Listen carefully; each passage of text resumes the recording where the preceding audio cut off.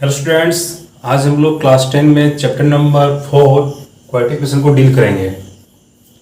तो चैप्टर शुरू करने के पहले हम लोग आइए कुछ जानते हैं कि क्वाड्रेटिक इक्वेशन होता क्या है। तो स्टूडेंट्स, मैंने यहाँ पे क्वेश्चन लिखा हुआ है कि व्हाट इज क्वाड्रेटिक इक्वेशन। तो मैथमेटिकल भाषा में अगर हम बात करें तो कोई भी इक्वेशन अगर आपको ax² + bx + c = 0 इस फॉर्म में मिल जाए आपको, उसे हम क्वाड्रेटिक इक्वेशन कहेंगे। अब आप लोग बोलिएगा कि सर ये तो हमको क्वाड्रेटिक पॉलिनोमियल जैसा देखने में लग रहा है, क्योंकि डिग्री यहाँ कितना है, इसका वेरिएबल का 2 है, डिग्री यहाँ पे 2 है, तो ये हमें क्वाड्रेटिक पॉलिनोमियल जैसा लग रहा है। तो स्टूडेंट्स, आप लोग बिल्कुल सही जा रहे हैं। एक्चुअली क्वाड्रेटिक इक्वेशन और कुछ नहीं, एक क्वाड्रेटिक पॉलिनोमियल ही होता है। लेकिन एक standard form of quadratic polynomial की बात करें तो डिसेंडिंग ऑर्डर ऑफ डिग्री हो जाएगा। डिसेंडिंग यानी कि घटते क्रम में एक ऐसा पॉलिनोमियल जिसका डिग्री 2 हो, उसे हम क्वाड्रेटिक पॉलिनोमियल या क्वाड्रेटिक इक्वेशन बोल सकते हैं। Okay, for example 2x² + 3x + 7, ये आपका क्वाड्रेटिक इक्वेशन हो गया। ठीक है ना, जहाँ पे a क्या है, b क्या है और c क्या है। a आपका x का कोफिशिएंट होगा, b आपका x का कोफिशिएंट होगा और c आपका कांस्टेंट टर्म होगा। ओके, और यहाँ वेरिएबल आपका क्या है, x। तो आइए हम लोग कुछ क्वेश्चन को डील करते हैं। मैं इसको अभी यहाँ पे लिख दे रहा हूँ,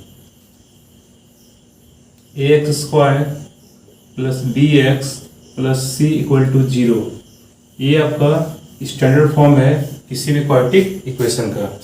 तो चैप्टर के साथ साथ जब जैसे जैसे हम आगे बढ़ेंगे हम लोग इसके बारे में और भी कुछ जानेंगे। तो आइए शुरू करते हैं।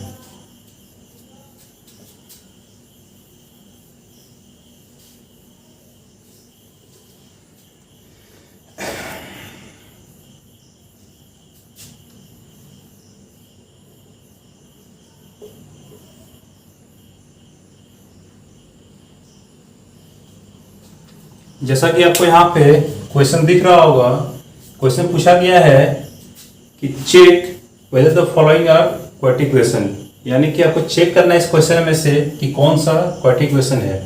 तो क्वाड्रेटिक इक्वेशन का स्टैंडर्ड फॉर्म आप लोग जान चुके हैं, जो मैं यहाँ पे लिख चुका हूँ, ax² + bx + c = 0। तो चलिए पहले क्वेश्चन को देखते हैं।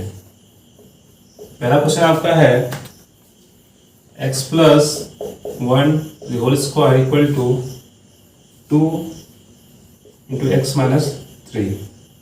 इसको सॉल्व करेंगे, इसको एक्सपेंड करेंगे तो हमें क्या मिलेगा, x² + 1 + 2x = 2x - 6। एक तरफ लेते हैं, ये 2x कट गया यहाँ पे, तो बचा हमारा x² + 1, इधर है तो +6 = 0, और यहाँ से मिल जाएगा x² + 7 = 0। तो स्टूडेंट्स, ये क्या क्वाड्रेटिक इक्वेशन होगा? बिल्कुल होगा, क्योंकि यहाँ पे क्या है जी, पावर 2 है और ये पावर 2 है यानी डिग्री 2 है, यानी ये क्वाड्रेटिक इक्वेशन में है। ओके, क्वेश्चन नंबर 2 देखते हैं। क्वेश्चन 2 में देख रहा हूँ x² - 2x = -2 3 - x। इसको एक्सपेंड करते हैं, मिलेगा x² - 2x -2 × -3 और -2 × 3 -6 - +2x। यहाँ से स्क्वायर -2x इधर आ गया तो -2x, इधर ले आएंगे इसको +6 = 0, यहाँ से मिलेगा x² - 4x + 6 = 0। तो जी हाँ स्टूडेंट्स, ये भी आपका क्वाड्रेटिक इक्वेशन है। ठीक है, आप इससे कंपेयर कर सकते हैं। क्वेश्चन नंबर 3 देख रहा हूँ, इसको सॉल्व कीजिए। x² में स्टेप आप लिख रहा हूँ x + 1 - 2x + 1। ओके, यहाँ भी x + 3 - 1 x + 3, x² + x - 2x - 2 x² + 3x - x - 3। Okay, x² यहाँ पे कट गया। तो आगे हम लोग को एक्सपेंड करने की जरूरत भी नहीं है, क्योंकि हम लोग देख रहे हैं कि यहाँ पे एक्स स्क्वायर का टर्म कहीं है ही नहीं, तो ये क्वाड्रेटिक इक्वेशन नहीं होगा। आप सॉल्व भी कर सकते हैं, आपकी मर्जी नहीं है, पे यहाँ पे पता चल जा रहा है हमें कि ये क्वाड्रेटिक इक्वेशन है ही नहीं, क्योंकि कहीं भी स्क्वायर का टर्म नहीं है, कहीं पे भी पावर 2 यहाँ पे नहीं, एक था भी, वो क्या हुआ, खत्म हो गया। तो इस तरह से आप लोग 1 2 3 में बना दिया, यहाँ पे आप लोग 4 5 6 नेक्स्ट क्वेश्चन आप लोग बना सकते हैं। जो भी क्वेश्चन नहीं बने आप हमसे पूछ सकते हैं। एक मैं और यहाँ पे देख रहा हूँ, एक क्वेश्चन यहाँ पे मैं बना रहा हूँ, क्वेश्चन नंबर 8, लास्ट में पे चलते हैं, क्वेश्चन नंबर 8 पे चल रहे हैं। यहाँ पे एक 8 नंबर यहाँ पे बना रहा हूँ। सॉल्व करेंगे इसको, तो एक्स क्यूब माइनस 4x, इसको बना दीजिए, माइनस 5x हो जाएगा ये, plus 1 equal to x minus 2।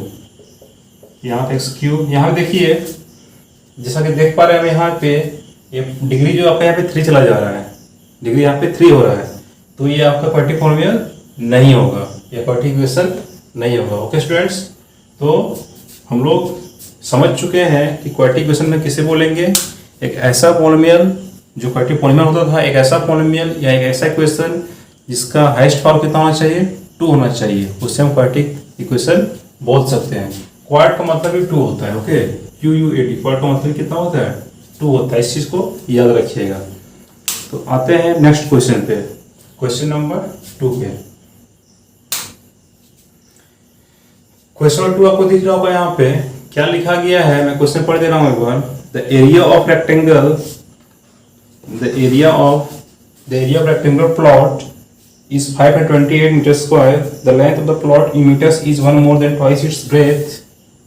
We need to find the length and breadth of the plot. और आपको ये सिर्फ और सिर्फ क्वाड्रेटिक इक्वेशन में रिप्रेजेंट करना है, सॉल्व नहीं करना है, सिर्फ रिप्रेजेंट करना है। ओके, तो यहाँ क्या करेंगे, रेक्टेंगुलर प्लॉट की बात हो रही है, तो सबसे पहले हम लोग एक रेक्टेंगुलर प्लॉट बनाते हैं। नाम दीजिए ABCD। अब यहाँ पे क्या बोला गया है कि ब्रेथ का रिलेशन और लेंथ का रिलेशन दिया हुआ है दूसरे के प्रति। ओके, तो सबसे पहले ब्रेथ की बात करते हैं। एरिया दिया हुआ है, given area equal to 528 metre square. Okay, और क्या बोला गया है, लेंथ जो है वो ब्रेथ का कुछ है, तो पहले ब्रेथ को मान लेते हैं। Let the breath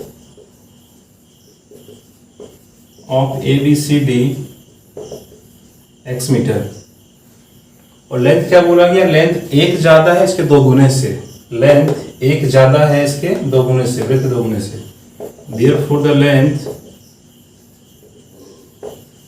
of ABCD 1 ज्यादा है, 1 ज्यादा है किससे जी, ब्रेथ के 2 गुने से, ब्रेथ के 2 गुने से। ब्रेथ x था तो 2 गुना 2x हो जाएगा।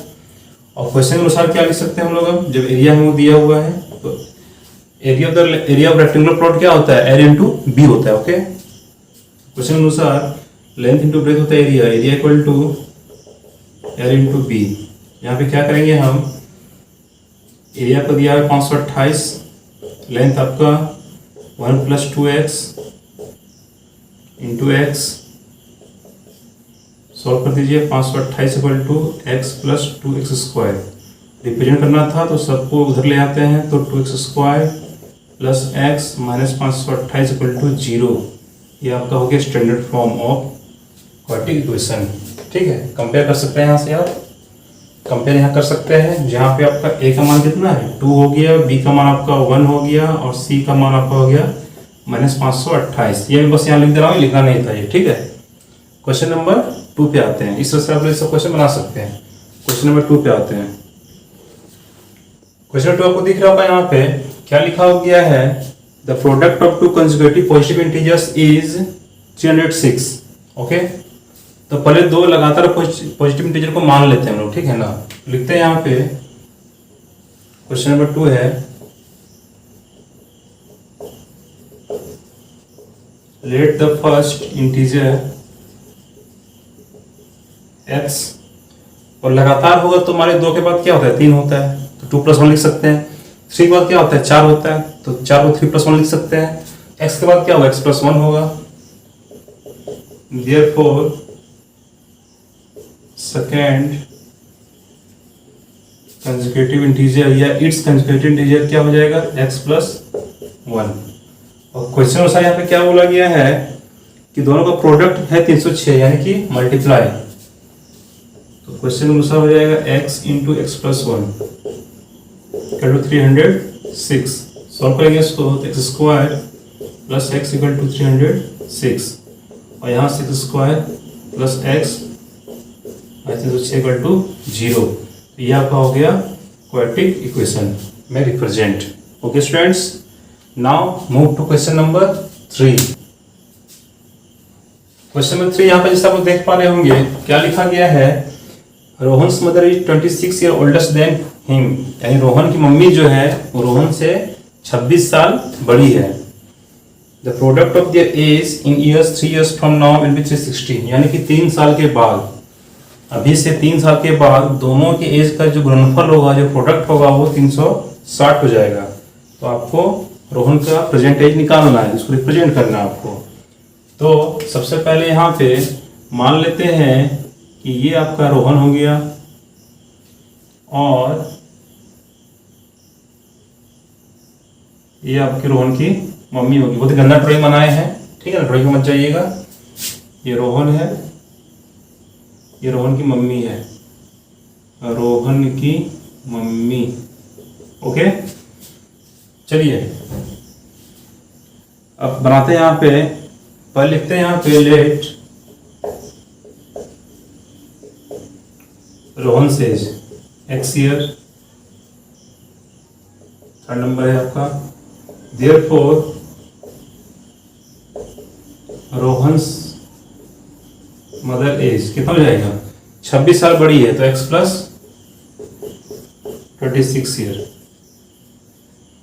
अच्छा, कंडीशन जो दिया गया है वो अभी के प्रेजेंट एज से 3 साल के बाद का दिया गया है, ठीक है ना, अभी से 3 साल के बाद का। तो एक काम करते हैं,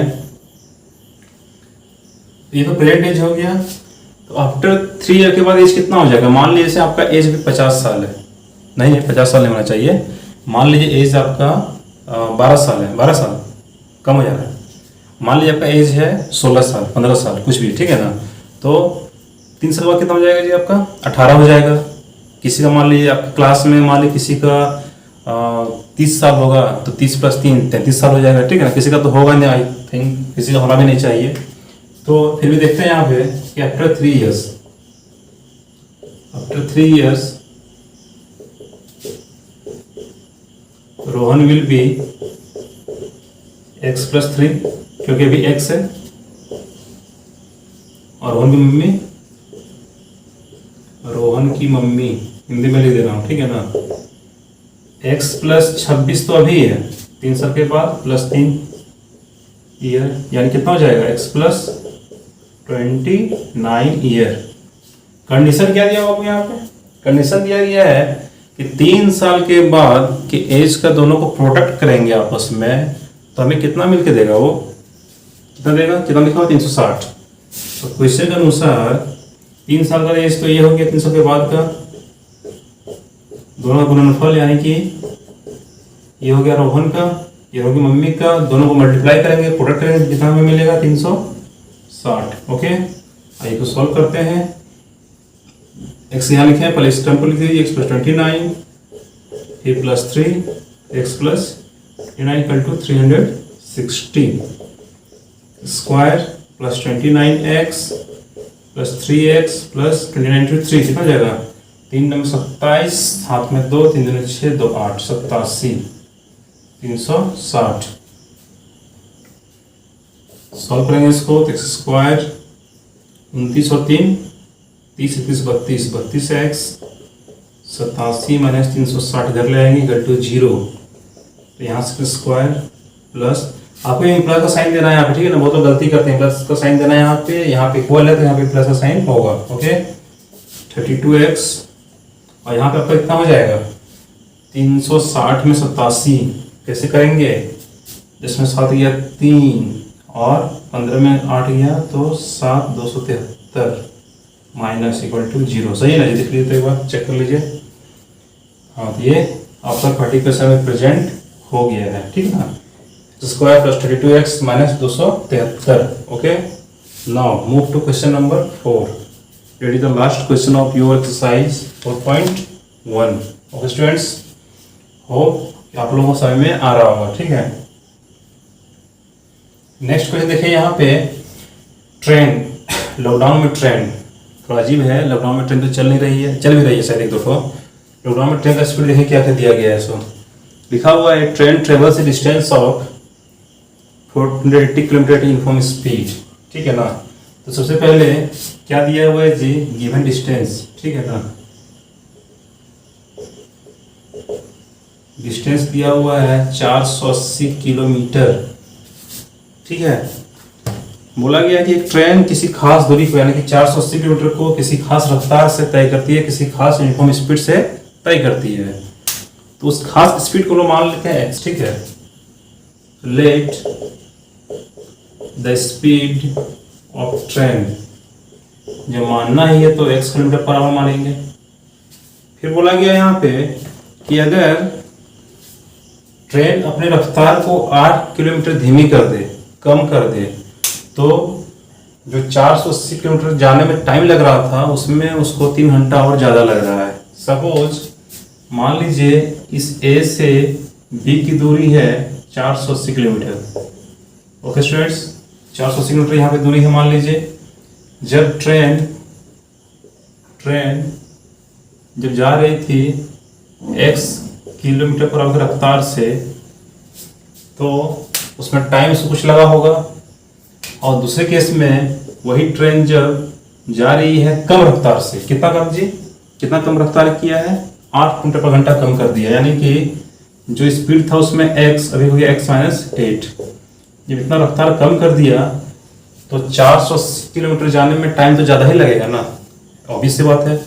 तो ज़्यादा जब लगेगा तो कितना ज़्यादा लग रहा था वहाँ पे, 3 घंटा ज़्यादा लग रहा है, ठीक है। 3 घंटा ज़्यादा लग रहा है, प्लस 3 घंटा ज़्यादा लग रहा है। यानी कि पहले लग रहा था 50 घंटा, अभी लग रहा है 53 घंटा। ओके, तो आइए लोग देखते हैं कि जब दूरी यहाँ पे 480 हो और ट्रेन का स्पीड 1 किलोमीटर पर आवर हो तो उसमें टाइम कितना लगना चाहिए। तो टाइम कितना लगेगा, टाइम क्या होता है, डिस्टेंस बाय स्पीड, जानते हैं आप लोग।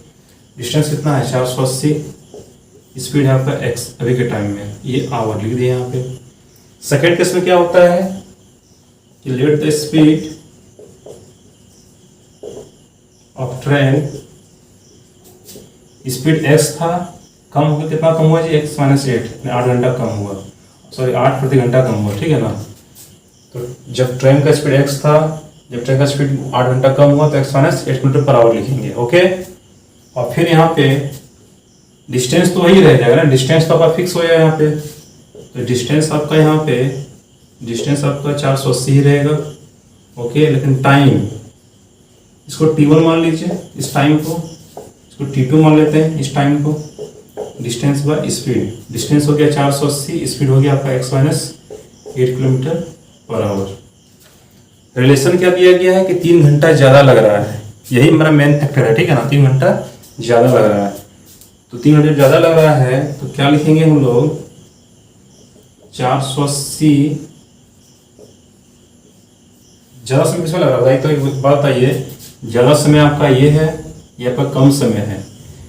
ज़्यादा समय ये क्यों है जी, क्योंकि स्पीड यहाँ पे कम है, स्पीड कम है तो समय टाइम ज़्यादा लग रहा है, स्पीड ज़्यादा है तो टाइम कम लग रहा है। तो ज़्यादा को पहले लिखेंगे, ज़्यादा में कम घटाइए, कम आपका ये हो गया 480, ये भी आपका टाइम है, ये भी आपका टाइम है, और टाइम से टाइम माइनस कितना को टाइम मिलेगा, और टाइम कितना ज़्यादा लग रहा था जी, 3 घंटा।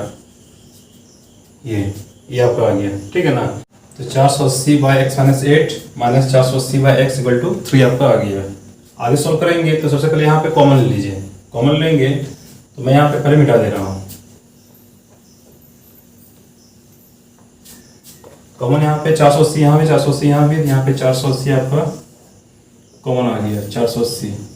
अंदर में क्या बचेगा, यहाँ पे 1 बाय x माइनस 8 और फिर minus 1 by x equal to 3। Okay, फिर यहाँ से देखिए 480 यहाँ पे मल्टीप्लाई में, इधर आके क्या होगा आपका डिवाइड हो जाएगा।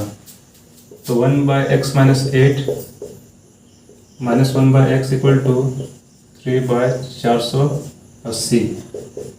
यहाँ से देखिए एलसीएम लेंगे तो x minus 8, okay students, x minus 8, और यहाँ पे आपका फिर